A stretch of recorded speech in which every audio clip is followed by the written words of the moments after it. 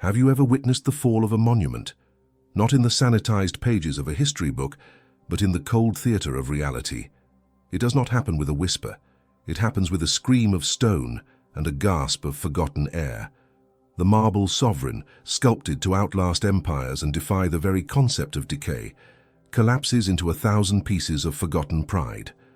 The public will tell you it was a sudden storm, a single cataclysmic blow that brought the Titan to its knees. They will speak of a force of immense and obvious power. But the strategist, the silent observer in the crowd, knows the deeper truth. It was not the theatrical violence of the storm that broke the king. It was the rain. A single patient drop, falling without anger, without haste, again and again and again, finding the same imperceptible fissure until the fissure became a crack and the crack became a chasm. How can the most yielding, most humble force in nature overcome the most arrogant symbol of permanence? The answer is not a paradox. It is a law of power, a secret of strategy hidden in plain sight, waiting for the disciplined mind to perceive it. In the grand theater of human ambition, most are taught to emulate the rock. From their earliest days, they are fed a doctrine of unyielding will. They are told that strength is rigidity, that power is an inflexible spine, that victory belongs to the one who refuses to bend. They build their character like a fortress, with towering walls of dogma and a foundation of stubborn conviction. To them, compromise is weakness. Adaptation is surrender. Fluctuation is failure. This is the conventional path to influence, the one glorified in popular mythology and corporate manifestos. We see it in the leader who mistakes volume for authority, the executive who clings to a failing business model out of pride, the ideologue who would rather be right than effective. These figures are often mistaken for paragons of strength. They are loud, their presence is imposing, and their force is easily measured in direct collisions and declarative statements. They cast a long and intimidating shadow, but this is a grand and fatal illusion. The strategist sees this path not for its dramatic performance, but for its inherent structural flaw. It is a blueprint for catastrophic self-destruction. The rock, for all its apparent might, is a slave to its own nature. Its primary weakness is not a lack of strength, but a lack of options. It is utterly predictable. Its composition is fixed. Its position is known. An adversary who understands this, a true student of conflict, does not need to be stronger than the rock. He only needs to be smarter. He knows its predictable emotional responses, its immovable pride, its Pavlovian reflex to meet every direct challenge with unthinking force. The rock cannot flow around a carefully laid trap. It can only thunder into it. Its celebrated strength becomes the very instrument of its undoing, for in its absolute refusal to yield, it offers its entire structure up to be shattered by a force it cannot comprehend. This is the general with a single, magnificent battle plan who is defeated by an enemy that refuses to fight on his terms. This is the empire whose rigid bureaucracy prevents it from adapting to a subtle shift in the economic landscape. These entities do not fall to their enemy's power, but to their own profound lack of imagination. Their demise is not a tragedy. It is an inevitability, a simple consequence of flawed physics in a universe defined by relentless, merciless change. They stand tall, defiant and glorious, a monument to their own ego right up until the moment they are reduced to rubble and cautionary tales. The true master of strategy, the one whose influence is not measured in moments but in epochs, follows a different, more subtle philosophy. He looks not to the unmoving mountain for his inspiration, but to the water that ceaselessly flows around its base, slowly but surely turning its foundation to sand. Sun Tzu, the timeless sage of conflict, illuminated this superior path. Water, he observed with profound simplicity, shapes its course according to the nature of the ground over which it flows. This single observation contains the entire art of victory. True, sustainable power is not the capacity to resist change, but the capacity to absorb it, to harness it, to become it. The strategist does not meet brute force with brute force. That is the primitive, exhausting game of the rock. Instead, when faced with an obstacle, he yields. He flows. He finds the hairline fractures in his opponent's armor, not by striking it with a hammer, but by patiently, persistently seeping into them until the pressure builds from within. His initial instruments of power are not the sword and the shield, but silence and observation. Before the river carves its canyon, it feels the terrain. It discerns the dips, the slopes, the points of least resistance and greatest potential energy. In the same way, the strategist begins any campaign by becoming one with his environment. He watches, he listens, he attunes himself to the psychological landscape, understanding the unspoken currents of fear, ambition, vanity, and desire that animate those around him. He does not announce his grand intentions with the blast of a trumpet. Instead, he moves with a quiet, inexorable purpose, his influence felt everywhere, but his true form never clearly seen. He understands that direct, noisy confrontation is the lowest, most brutish form of strategy.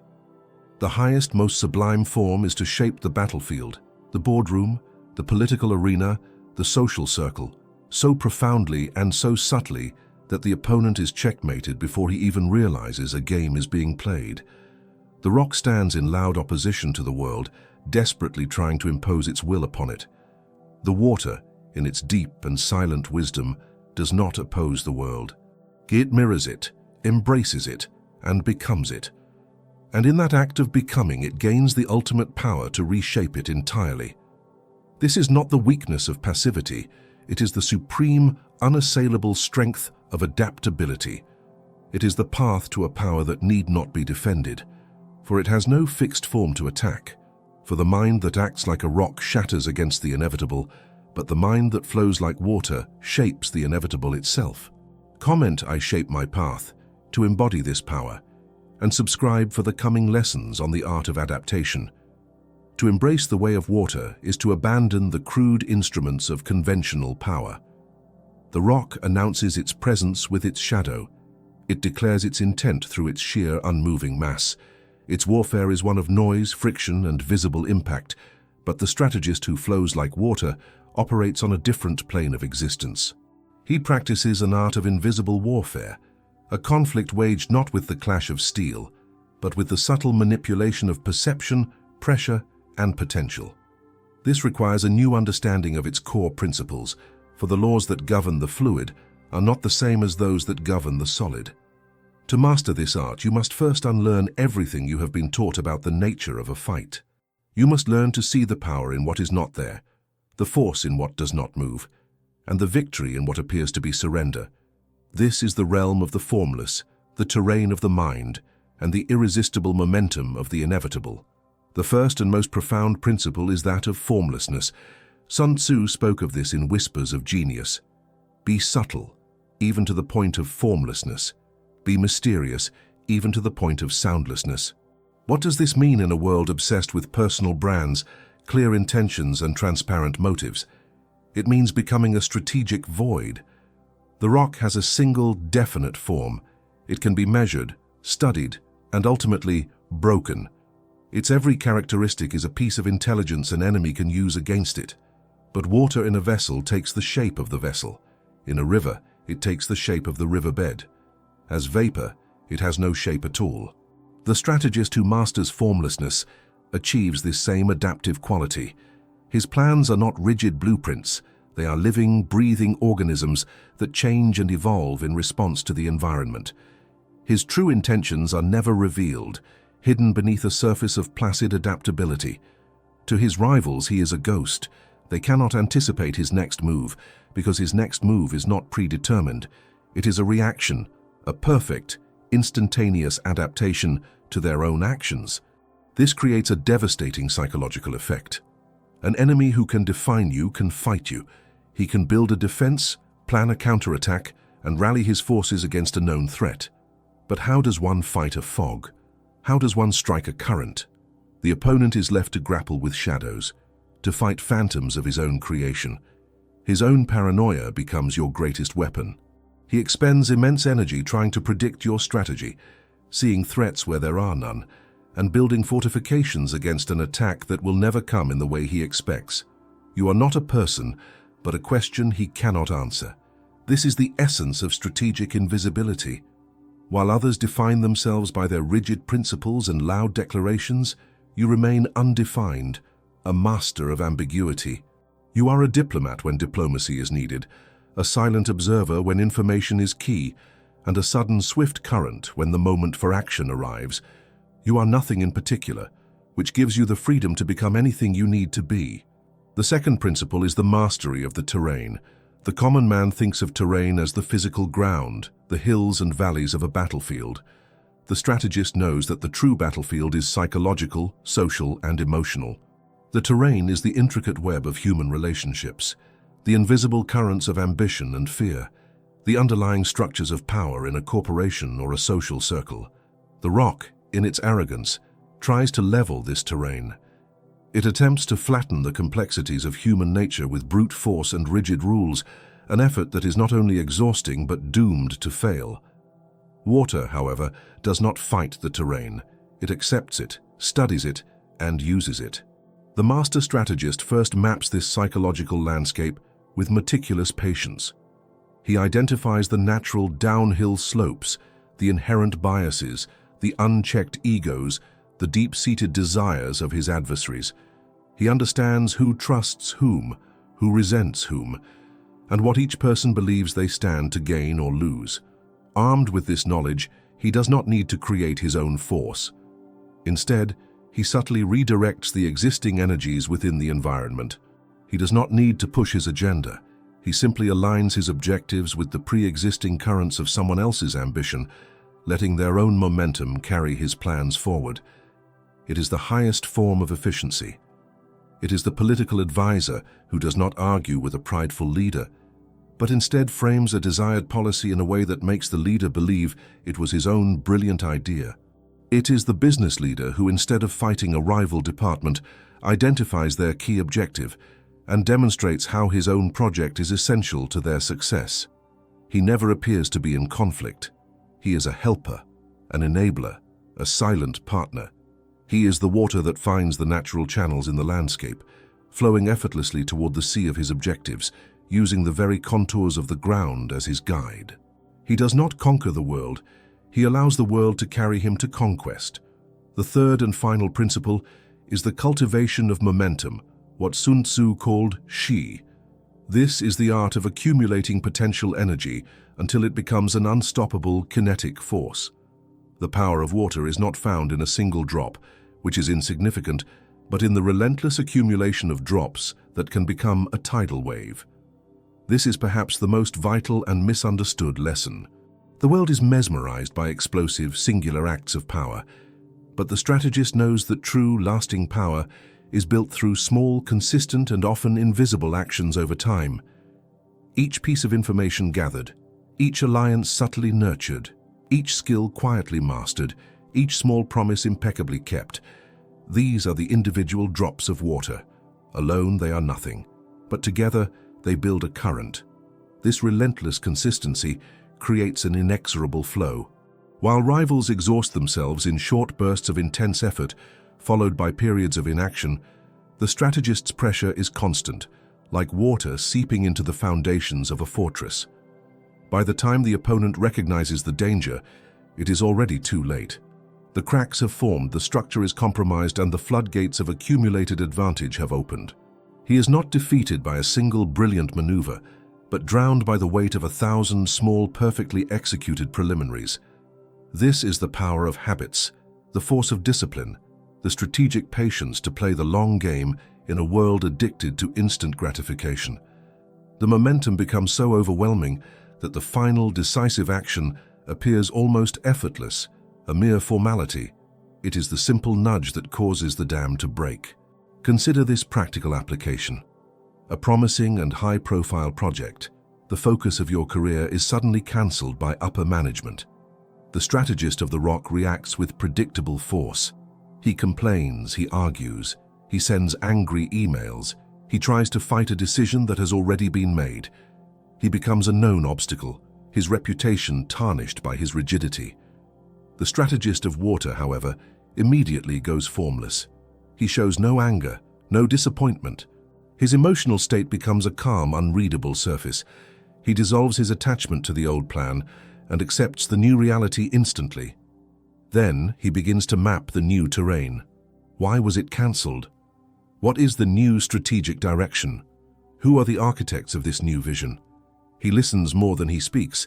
Finally, he begins to build momentum. He does not seek a new grand project. Instead, he takes a small, seemingly insignificant role in a new initiative, one that aligns with the new power structure.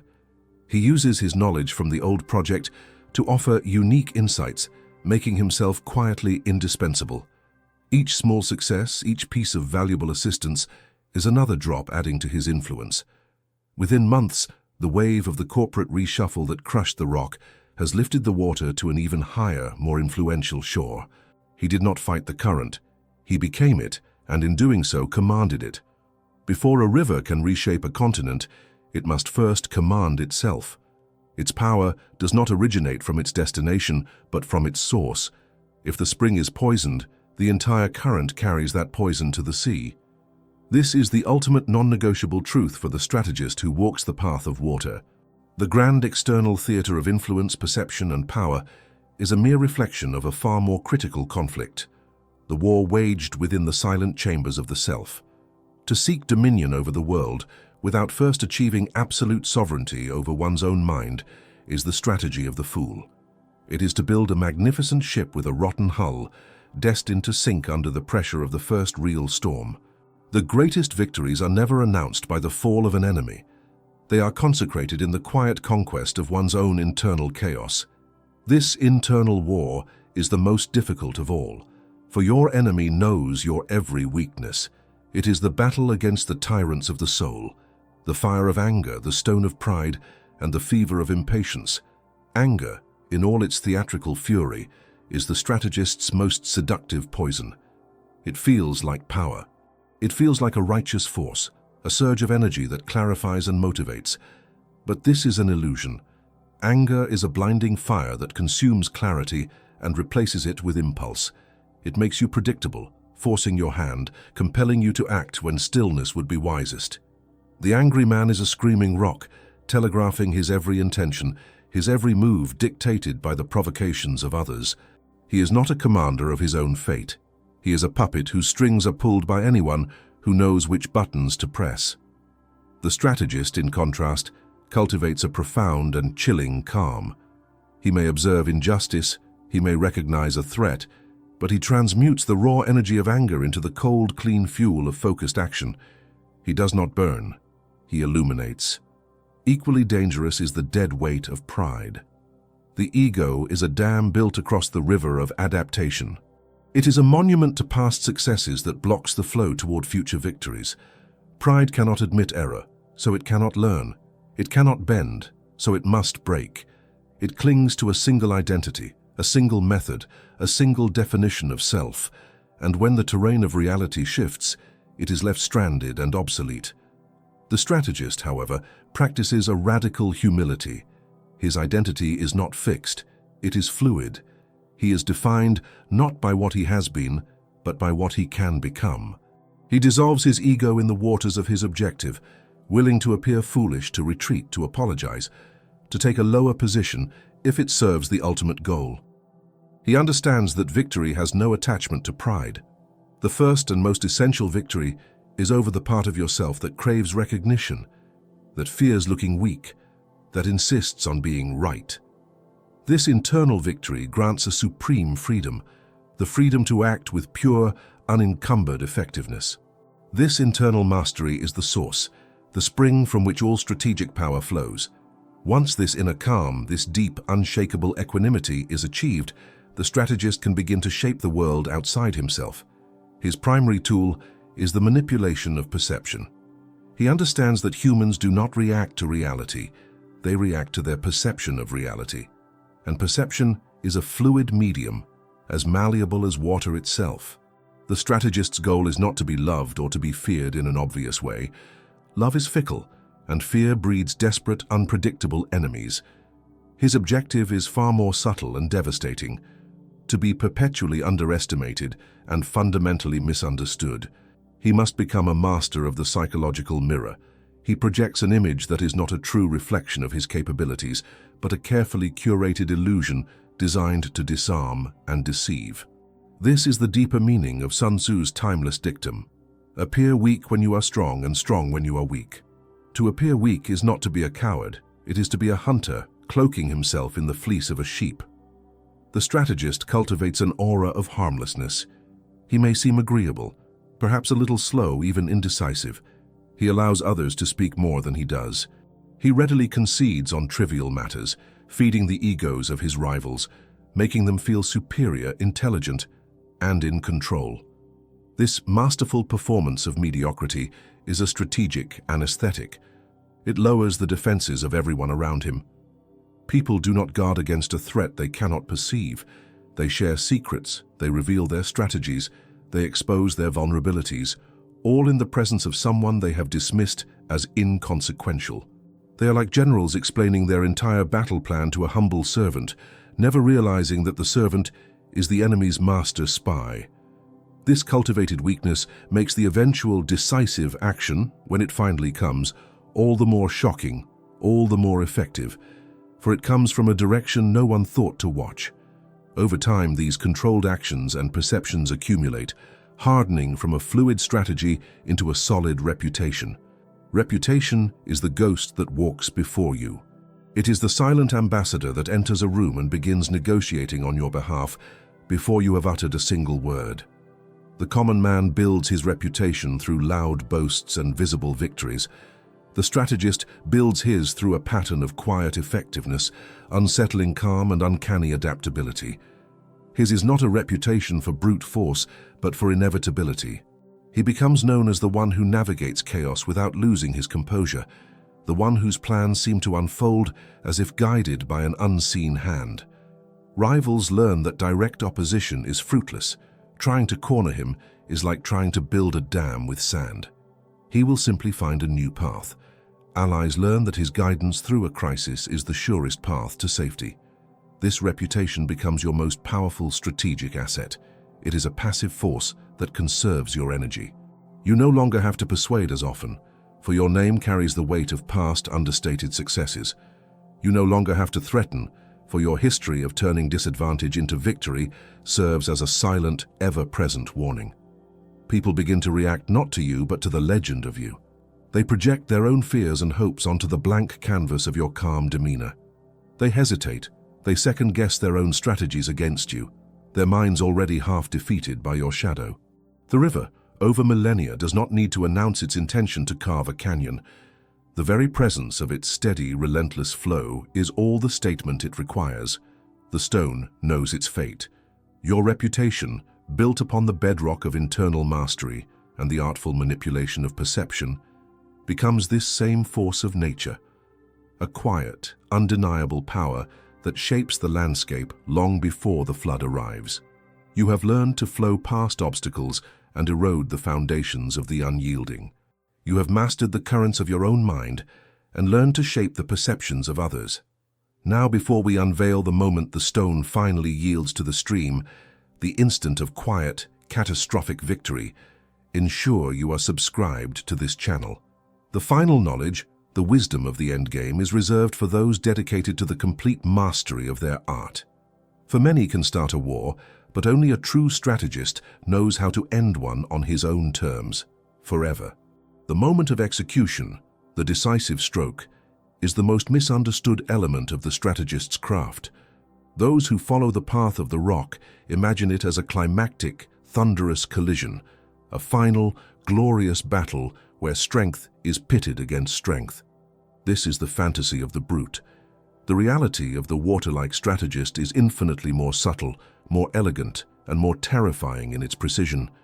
The decisive action is not a battle, it is a conclusion. It is the final sentence of a story that was written long before. According to the timeless wisdom of Sun Tzu, the quality of the decision is like the well-timed swoop of a falcon, which enables it to strike and destroy its victim. This analogy is perfect in its layers. The falcon does not engage in a prolonged struggle. It does not announce its presence. It circles high above, patient, invisible, observing the terrain, watching its prey. It waits for the perfect moment of vulnerability, the instant of distraction, the moment of isolation, the fatal misstep. Then, and only then, does it descend. The strike is a silent, impossibly swift, and utterly final event. This is the model for the strategist's final move. All the previous work, the formlessness, the study of the terrain, the building of momentum, was the circling of the falcon. It was the patient erosion of the rock's foundation by a million tiny drops. The final action is not a mighty blow against the opponent's strength. It is a precise, calculated touch on their most critical weakness, a weakness they themselves have often exposed through their own arrogance and predictability. The strike may be the release of a single, devastating piece of information at a board meeting. It may be a quiet word in the ear of a crucial ally. It may be a strategic withdrawal from a project, knowing it will cause the entire over-leveraged structure of a rival to collapse under its own weight. It is often an action that appears small, even insignificant, to an outside observer. But it is the removal of the keystone that brings the entire arch crashing down. The opponent is not overwhelmed by your power. He is undone by the sudden, catastrophic failure of his own. He is defeated not by your attack, but by the inevitable consequence of his own flawed nature, a consequence you have simply chosen the perfect moment to trigger. The timing is everything. You do not act when you are ready. You act when they are most vulnerable, when their overconfidence has blinded them, when their resources are overextended, when their internal conflicts have reached their peak. The victory is silent, swift, and absolute.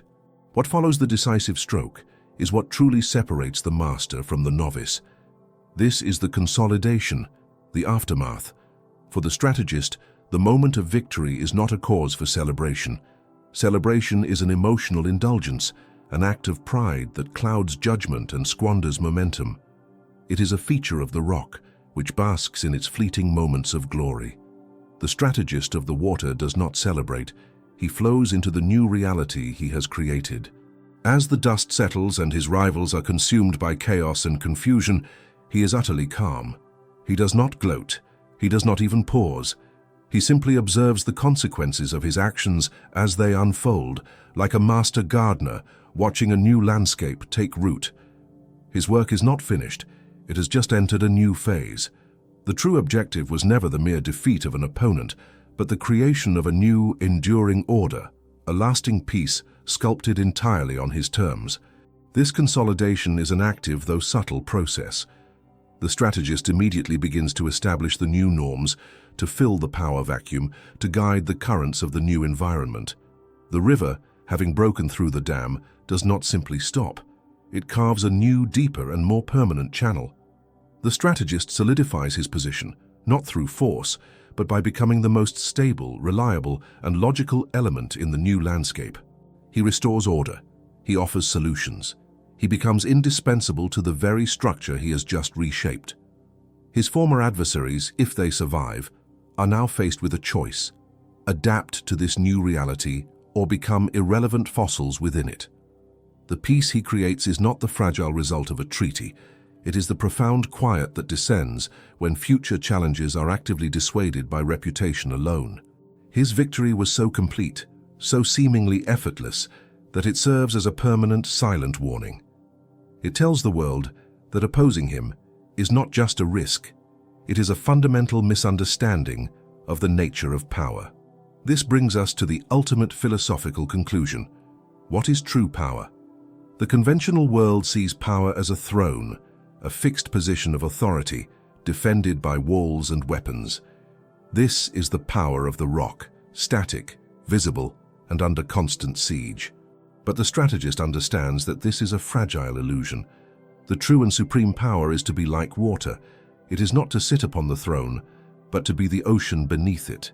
It is to shape the reality in which all thrones exist, to possess a power so fundamental and pervasive that direct conflict becomes irrelevant. The ultimate mastery is not about winning every fight. It is about creating a strategic environment where the fights you do not wish to have can never materialize. The throne that is constantly defended will one day fall. But the power that is formless, that adapts, that persists, and that shapes the very terrain of conflict, that power is eternal. The greatest sovereign does not need a crown or an army. His dominion is the quiet, unshakable certainty in the minds of all potential rivals that the landscape itself is his ally. The ultimate throne is not a seat of gold and stone. It is the silent, fathomless deep, an environment of your own making, where others do not dare to tread, not from fear of your wrath, but from a profound and chilling respect for the quiet, unquestionable reality that you have become.